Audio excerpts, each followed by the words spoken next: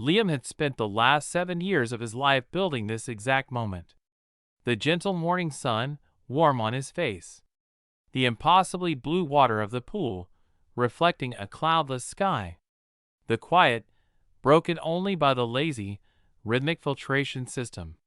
He wasn't rich, not by any stretch of the imagination. But he was comfortable. He had worked grueling hours, saved every dime, and bought this small slice of suburban paradise.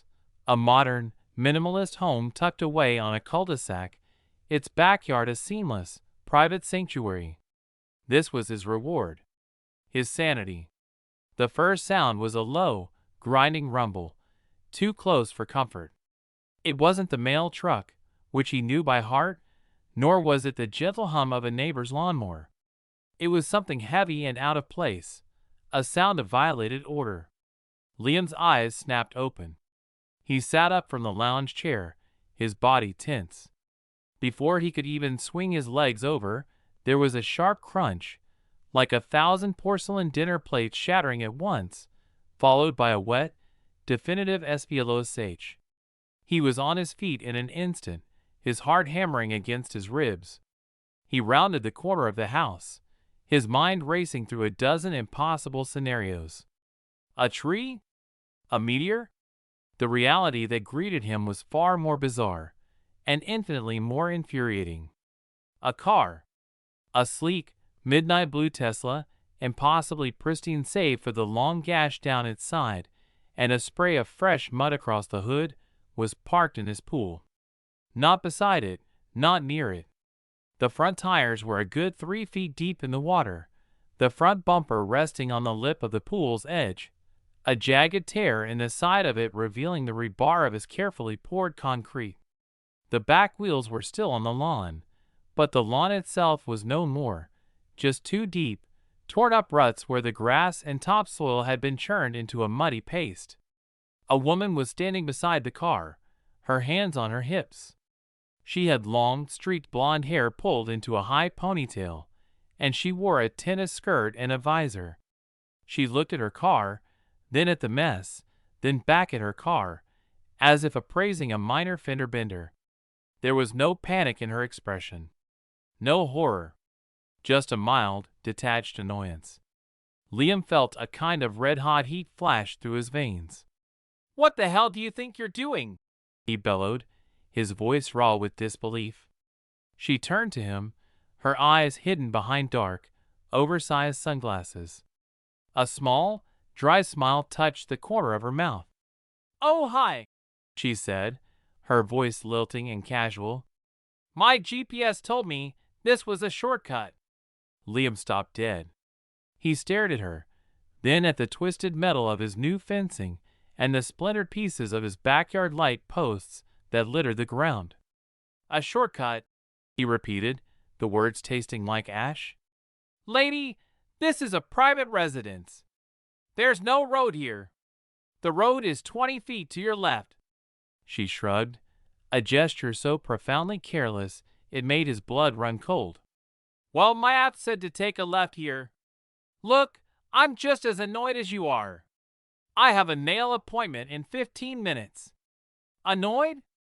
Liam felt his sanity slipping away. "You just drove your car into my private property, through my landscaping, and into my pool. My brand new pool. Do you have any idea how much this is going to cost?" She finally took a step toward him, her smile fading into a cool blankness. "I'm sure we can settle this. I'll write you a check. Or my insurance can handle it." "A check?" He was incredulous. "For what? The fence? The lights? The damage to the foundation? Are you even registered to drive? What is your name?" She held up a manicured hand. "Let's not get dramatic. I'll get my assistant to handle it. What's your name? I'll have them call you." She began to rummage in a small, designer purse, not looking at him, her attention already elsewhere. Liam took a deep, shuddering breath. This wasn't just a simple mistake. This was an act of pure, unadulterated disrespect. She had treated his life's work like a speed bump. This wasn't about the money anymore. It was about the principle. "No," he said, his voice now dangerously low and calm. "You're not leaving. Not until I have your license, your registration, and your insurance information. And I want to know exactly what you were doing. This wasn't an accident. No one in their right mind drives a car into a pool in broad daylight." She finally looked up at him, her eyes narrowed. "I told you. I'll have my lawyer call you. I'm not providing you with any of that information. That's a legal matter now." She looked back at her car, tapping her chin with a perfectly polished fingernail. "It seems my GPS was correct. The reception is terrible back here. I'm going to have to drive out myself." She opened the car door, which was now in the water, and slid inside. She fastened her seatbelt with a click, and the sound of her expensive engine revving echoed through the quiet backyard. It was a guttural, strained sound, not the smooth hum. The silence that followed the death rattle of the Tesla's engine was thick and suffocating. A final, pathetic trickle of water dripped from the undercarriage, a last gasp of a dying machine. The plume of smoke dissipated, leaving the acrid scent of burnt plastic and oil hanging in the still morning air. The woman sat in the driver's seat, her hands still clenched on the steering wheel, her shoulders hunched. The cool detachment she had worn like an expensive coat had finally slipped. She stared straight ahead, a statue of disbelief, a stark contrast to the effortless arrogance from just moments before. Liam felt a strange calm settle over him. The red haze of pure fury had been replaced by the icy clarity of a man who knew he had a long, hard fight ahead of him. He walked slowly to the edge of the pool, his sneakers squelching in the mud, and looked down at the submerged front end of the car. The Tesla's interior was a disaster of blinking lights and frantic electronic beeps, a digital nervous system in full-blown panic. A single red warning light, a stark, angry circle, pulsed on the dashboard. He leaned down and looked her in the eye through the open window. Her sunglasses were off now, revealing wide, panicked eyes rimmed with mascara. "I told you not to do that," he said, his voice flat, devoid of emotion. "Now look what you've done." Her lower lip trembled. It's not starting. The sensors, they're all flashing. I just need to get out." She fumbled for the door handle, but it was useless. The water had sealed the car, pressing against the door with a force she hadn't accounted for. Liam stood up straight. "You're not going anywhere." He pulled out his phone, his thumb already hovering over the police department's number. "You're going to sit right there until the police arrive, and you can explain to them why you drove through my yard and into my pool. And you're going to give me your full name, your license, and your insurance information." For the first time, a flicker of genuine fear crossed her face. "No, you don't understand," she whispered, the casual condescension gone entirely. "My husband, he can't find out about this." The sudden shift in her demeanor was a revelation. It wasn't about a nail appointment or a shortcut. It was about something far deeper, far more personal. "What is your name?"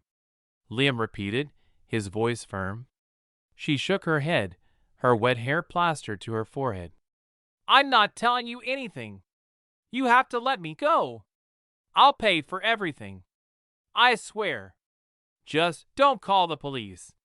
Liam laughed, a short, bitter sound. "You had your chance. You had your chance to be a decent human being and own up to your mistake, and you threw it away. Now, you're going to deal with the consequences. My pool is ruined. My yard is a swamp. And you're not going to just write a check and disappear."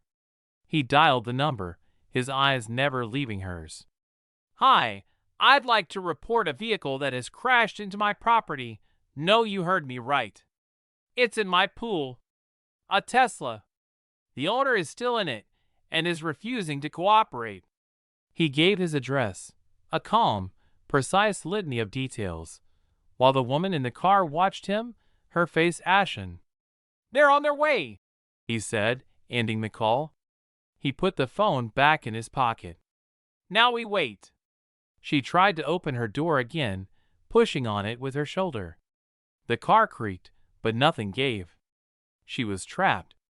A slow, hot wave of shame and panic finally seemed to wash over her. She buried her face in her hands, her shoulders shaking with silent sobs. The sight was almost shocking. The mask of entitlement had shattered, revealing something far more fragile and desperate underneath. 20 minutes later, the wail of a siren cut through the suburban stillness. A patrol car pulled up to the front of Liam's house, and 2 officers emerged. Liam met them at the curb, and as they walked to the backyard, the officers' faces transitioned from professional curiosity to utter bewilderment. "Sir," one of the officers, a stout, middle-aged man with a weary expression, said, "You aren't kidding." Liam simply pointed at the scene. "She said her GPS told her to take a shortcut." The second officer, a younger woman, snorted. She walked to the car and tapped on the window. The woman inside, who had been huddled in her seat, startled and looked up, her mascara-streaked face a testament to her distress. "Ma'am, please step out of the vehicle," the young officer said, her voice firm. "I can't," the woman wailed, her voice muffled. "The door is stuck." The 2 officers exchanged a look of pure exasperation. They pulled on the door handle, but it was futile. The vacuum of the water held it fast. The older officer sighed, rubbing the bridge of his nose. "All right. We're going to have to call a tow company that specializes in unorthodox retrievals. Ma'am, we need to see your license and registration." The woman shook her head. "No, I told him. It's A." The woman's icy threat hung in the humid air, a stark contrast to her earlier panic sobbing. Liam stood his ground, a cold knot tightening in his gut. The police officers, however, seemed unmoved by her grand declaration. The older officer, Officer Miller, simply wrote something on his notepad. "Ma'am, we've heard it all before," he said, his voice flat. "Who you know, who you're related to, who's going to get us fired. What we need is your name." The woman, still trapped inside the waterlogged Tesla, squared her shoulders. "I'll give you a name," she spat, her eyes flickering to Liam. "It's a name you're going to regret ever hearing. My name is Genevieve Sterling." Liam felt a chill that had nothing to do with the cool breeze. The name was a thunderclap. Sterling. The family that owned half the city. Real estate moguls, philanthropists, socialites. They were old money, the kind of people who operated in a world Liam had only read about in magazines. The kind of people for whom rules were a suggestion, not a mandate. He had a sudden, sinking realization of what he was up against. Officer Miller's hand paused in midair. He exchanged a quick, meaningful glance with his partner, a look that said, "This just got complicated." "Sterling," the younger officer, Officer Davis, murmured, her eyes widening slightly. "As in Sterling Enterprises?" Genevieve's lips curled into a triumphant, malevolent smile. "The one and only." Liam stepped forward, his resolve hardening. "I don't care who she is. She just destroyed my property." Officer Miller held up a hand. "Sir, we understand. We're just verifying her identity. Ma'am, we're going to need to see your license and registration, please. Now!" Genevieve's smug expression wavered. She shook her head. "I told you, I'll have my lawyer call you. I'm not giving you anything else." This was a calculated play. She knew that if she didn't provide her documents, they couldn't write her a citation. They couldn't formally charge her on the spot. They would have to leave, and she would simply have her lawyer tie Liam up in red tape until he gave up. But Liam had also had a flash of inspiration. "Officers," he said, his voice steady, "I have the security footage. I have a security camera mounted right above my back door. Genevieve's eyes darted to the camera on the corner of his house. The color drained from her face. "What is on that footage, Mr. Thompson?" Officer Miller asked, his tone now professional and clipped. Liam didn't hesitate. "It shows her driving into my yard, not swerving, not stopping. It shows her accelerating right through my fence and directly into my pool. It wasn't an accident. She had to have been on the phone or distracted or something. But it wasn't a mistake. And I'm willing to bet that her phone, the one she was just using to make a call, is still inside the vehicle. On a charger." The police officer's expressions changed. This wasn't a simple civil matter anymore. This was a reckless endangerment of property, possibly a criminal matter. They looked from the sunken car to Genevieve, her composure completely shattered, then to Liam, who stood as a beacon of unyielding truth.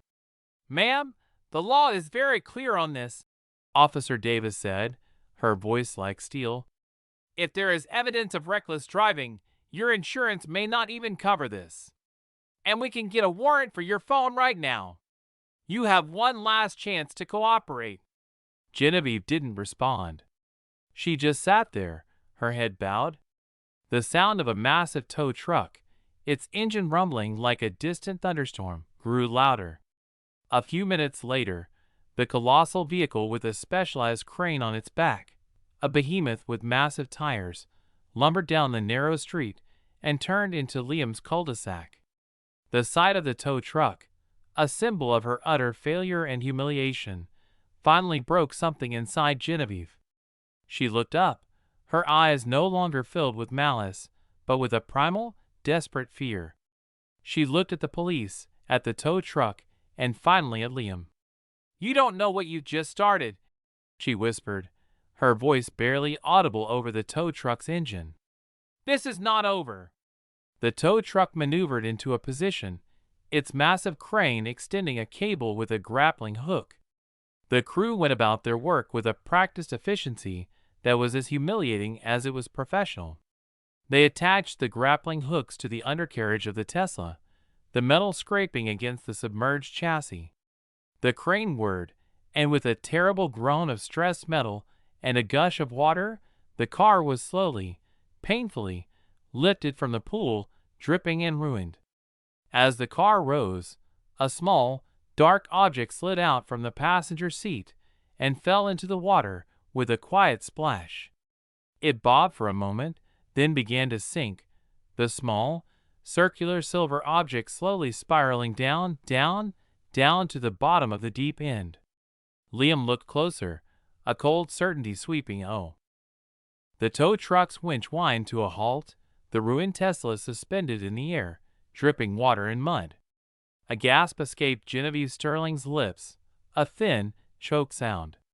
She had been so focused on her own humiliation, on the grim-faced officers, and the unrelenting man who owned this place, that she hadn't seen the final, most devastating consequence of her recklessness. She watched, horrified, as the small, silver ring spun slowly, catching the sunlight, before disappearing into the deep end's blue abyss. The two police officers, distracted by the tow truck crew's methodical work, hadn't noticed. But Liam had. He stared at the spot where the ring had vanished, a chilling certainty settling over him. It wasn't a family heirloom. It wasn't just a piece of jewelry. The way it had fallen, the way Genevieve had reacted, this was her key to a life of privilege, a life he had only just realized was her sole currency. The tow truck crew finished securing the car. "We'll get this to the impound lot," the foreman said, his voice a low rumble. "You can deal with the insurance from there." Genevieve barely heard him. She was on the edge of the pool, her eyes fixed on the tranquil surface, her breath coming in ragged gasps. When she turned to Liam, the haughty mask was completely gone. Her face was a contorted mess of terror and desperation. "You saw it," she whispered, her voice cracking. "Please, you saw it fall." Liam looked at her, then back at the water. "I saw something," he said, his voice even and controlled. She lunged forward, grabbing his arm with surprising strength. Her perfectly manicured nails dug into his skin. "You have to get it. Please. I'll give you whatever you want. The check, a new pool, anything. Just get it for me." The officers, finally noticing her frantic state, moved closer. "Ma'am, calm down," Officer Miller said, his hand on his holster. Genevieve ignored him. She looked only at Liam, her pleading eyes the most honest expression he had seen from her all morning. "That's not my ring," she said, the lie a desperate, frantic attempt to regain control. "It's my husband's. He gave it to me this morning. I was going to get it resized for him. He'll kill me if he finds out it's gone." Liam felt a moment of pity, a flicker of empathy for her pathetic, ruined facade. But it was fleeting. He remembered her arrogance, her carelessness, her willingness to drive right through his life's work. He remembered the cold dismissal in her eyes. The consequences she was facing now were entirely of her own making. "He won't just kill you," Liam said, his voice low. "He'll kill me, because he'll assume I took it." She stared at him blankly, her mind unable to process the complexity of the situation. He looked down at the wedding band that had fallen off her passenger seat. A man's wedding band. He knew without a doubt it belonged to her husband. "He'll assume I took it for blackmail." He took a step back, pulling his arm from her grasp. "Ma'am, we're going to have to get your information now," Officer Miller interjected, his face a mask of weary resolve. Genevieve took a shaky breath. She stared at Liam, her eyes begging him for mercy. "Please," she whispered, her voice barely audible. "Help me." Liam took a slow, deliberate look around. At the mud-churned yard, the wail of the departing police siren faded into the suburban hum, leaving behind a silence so absolute it felt heavier than the ruined Tesla had. The tow truck was a distant memory, its rumble a faint echo on the horizon. Liam stood at the edge of his now swampy yard, the weight of the moment settling over him. He was alone with Genevieve Sterling, the woman who had barreled into his life, and was now as desperate and vulnerable as an animal caught in a trap. She took a tentative step toward him, her ruined shoes making a squelching sound in the wet grass. The pristine, entitled facade was entirely gone. In its place was a naked, pleading terror. "Please," she began, her voice a thin, reedy whisper. "You have to help me. I can't go home without that ring." Liam said nothing. He simply looked at the dark, still water of the pool, which was slowly beginning to settle. The sun's rays, no longer scattered by the muddy chaos of the submerged car, now pierced the surface, revealing a faint, metallic glint at the very bottom of the deep end. "I'll pay you," she said, her voice growing more urgent. "I'll give you double, triple, whatever you want. Just go in and get it. Now! Before he notices." "Who?" Liam asked, his voice low. "Your husband?" A flicker of pure, unadulterated fear crossed her face, a fleeting shadow. "Julian. His name is Julian. He's not an understanding man. He'll know something is wrong as soon as I don't answer his call." The words were a cold splash of reality. This wasn't just about a pool. This was about a life of privilege built on a foundation of control and intimidation. The wedding band was more than a symbol. It was a shackle. "So let me get this straight," Liam said, his voice flat. "You drove a car into my pool, lied to the police, and now you want me to risk my neck to retrieve the one thing that connects you to your husband, who you just admitted is a monster?" Genevieve's eyes filled with fresh tears. "I didn't mean to," she sobbed. "I was just so angry. The GPS, it was taking me the wrong way, and I was late. He was going to kill me if I was late for this meeting." She buried her face in her hands. "He was so proud of that ring. It was a gift from his father. It's a family heirloom." Liam watched her, unmoved. The story was a new one, a desperate play for sympathy. He had seen the security footage. He knew she hadn't simply made a wrong turn. She had floored it, turning his yard into a racetrack. "That's not what the security footage says," he said calmly. Her head snapped up. "You don't understand. Julian, he can't find out. He'll ruin me. He'll ruin my family. And what about my family?" Liam shot back, his voice rising in volume. "What about my pool? My brand new fence? What about the fact that you drove through my yard like you owned it?" He gestured to the muddy carnage around them. "You think you can just pay your way out of this? You're wrong. Your money means nothing here." The air between them crackled with tension. Genevieve's pleas turned to a raw, simmering anger. "Fine," she snarled, her mascara-streaked face now a mask of cold fury. "You want to play hardball? We can play hardball. I have the best lawyers in the city. You want to settle? Fine. I'll pay for the pool. I'll pay for the fence. But the minute you mention that ring, the deal is off. And you'll spend the next 10 years in court, fighting against my lawyers. You'll lose your house, your savings, everything. You'll be a broke man in a perfect, empty house." Liam took a step closer, his own anger rising. He had been a simple, honest man his entire life. He had never had to deal with this kind of venomous entitlement. "And what about Julian?" he said, his voice a low growl. "What happens when he finds out you don't have his ring?" Before she could answer, the phone in her pocket buzzed. She froze, her eyes widening, her hand slowly reaching for the phone. Her face was ashen as she looked at the screen. The name on the display was all capital letters, Julian. She stared at it, her hand shaking so badly she could barely hold the phone. It buzzed again. A second text message. Liam watched the terror on her face as she read it. She swallowed hard, her eyes darting between her phone and Liam. He wants me to come home. Now!" she stammered, her voice a terrified whisper. Liam looked at her, then at the silent, serene surface of his pool. The wedding band was at the bottom, an anchor pulling her down into a world of her own making. "Then you better start talking," Liam said, his voice cold and hard. "You have two choices. You can go home and deal with Julian, or you can deal with me. The choice is yours. What's it going to be?"